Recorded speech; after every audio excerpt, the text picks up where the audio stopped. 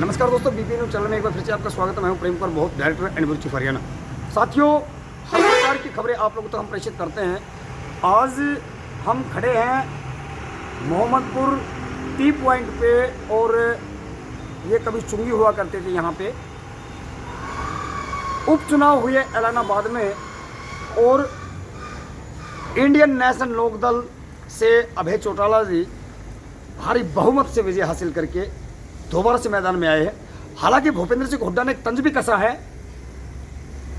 कि अभय चौटाला जब इलेक्शन ही लड़ना था तो रिजाइन क्यों दिया।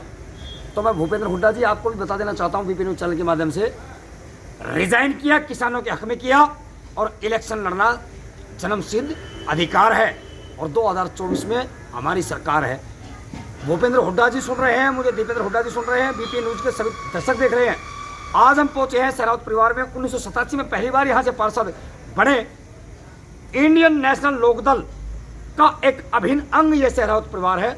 आज हम भाई से जानना चाहेंगे वो इस पे क्या कहना चाहते हैं। भाई साहब नमस्कार। सबसे पहले तो सर मैं आपका बैठिए। सबसे पहले तो मैं आपका वेलकम करता हूं। आप पहली बार हमारे साथ में जुड़ रहे हैं। सर, अभी इंडियन नेशनल लोकदल ने एक रिकॉर्ड तोड़ जीत दर्ज की है ऐलानाबाद में। सर कैसा फील हो रहा है? बहुत अच्छा जी।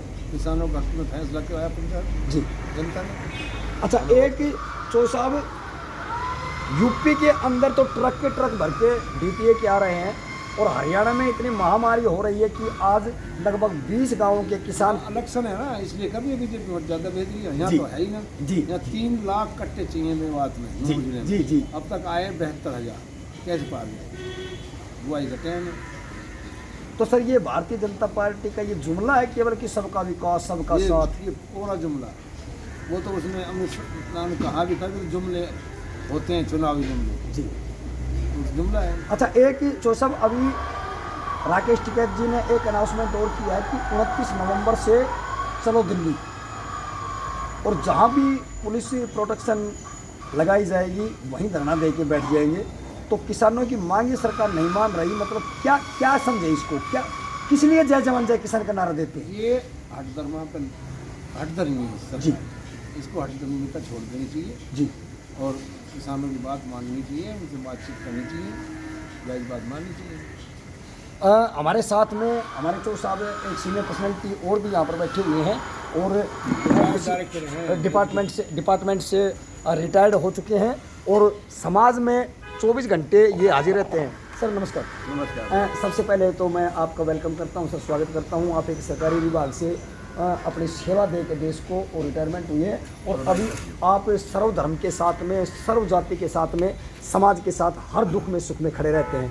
सर कैसी सरकार लग रही है? कांग्रेस की सरकार कैसी थी, इनेलो की कैसी थी, बीजेपी की कैसी? बीजेपी की सरकार तो अभी चेयरमैन साहब बता रहे थे तो जुमलों पे आधारित है। कोई विकास नहीं हो रहा, लेकिन किसी गांव में विकास हो रहा है। महंगाई चरमसीमा पे है। जी सर, जी सर। एक गरीब आदमी पेट पट्टी बांध के सुबह से शाम तक दिहाड़ी करके 300 साढ़े 300 रुपये कमाता है और 200 रुपये किलो सरसों का तेल वो पानी में उबाल के सब्जी खा रहे हैं। कैसे कैसे कैसा महसूस होता है उस पर? ये तो आप भी जानते हो कैसा महसूस होता है। ये तो एक तरह से जुल्म कर रही है आम गरीबों पर। जी। एक डॉक्टर साहब, बलात्कार की मैं घटनाओं की यदि बात करूं तो भारत अव्वल नंबर पे आज आ चुके हैं। प्रधानमंत्री रेजिडेंस से 3 किलोमीटर की रेंज में जहाँ पर निर्भयाकांड होता है वहीं पे एक दलित बेटी के साथ में दुष्कर्म के बाद में उसको जिंदा जला दिया जाता है और भारत सरकार कुछ नहीं कर पा रही। जहाँ पर एम्बेसी है, दूतावास है, इस पर क्या कहेंगे आप? बड़ी घिनौनी बात है। नाकामी है सरकार की। नाकामी है सरकार की। सर चौधरी चरण सिंह जी और चौधरी देवीलाल जी उप प्रधानमंत्री रहे, युग पुरुष उनको कहा जाता है। बाबा साहब डॉक्टर बी आर अम्बेडकर को विश्व रत्न, भारत रत्न कहा जाता है।